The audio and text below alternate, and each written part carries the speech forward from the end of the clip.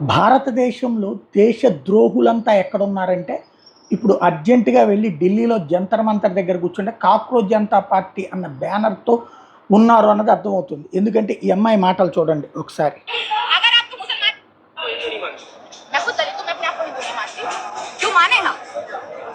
हिंदू मंदिर में जा सकता है, दलित मंदिर में जा ही नहीं सकता, और जाता है हमारा अगर हमारे देश के राष्ट्रपति दलित होकर अगर मंदिर में जा रहे हैं तो पूरे मंदिर को धुलवाया जा रहा है। आप कैसे कह रहे हैं कि अगर आपको मुसलमानों के खिलाफ खड़ा करना होता है तो दलित हिंदू हो जाता है। यही तो चल रहा है कि आप हिंदुओं को तोड़ना चाहती हैं जातियों में।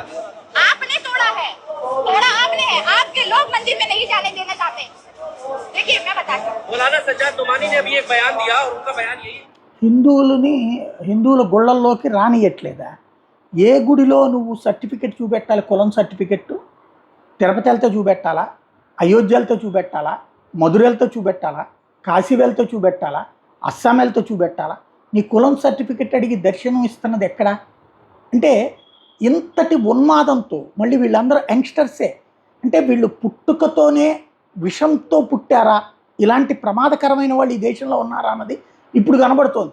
ఢిల్లీలో జంతర్ మంతర్ దగ్గర ఇప్పుడు జరుగుతున్న ఉద్యమాలు భారతదేశంలో ఇంతవరకు దారి తప్పిన యువత ఎక్కడున్నారు అన్నది తెలుసుకోవడానికి ఉపయోగపడుతుంది.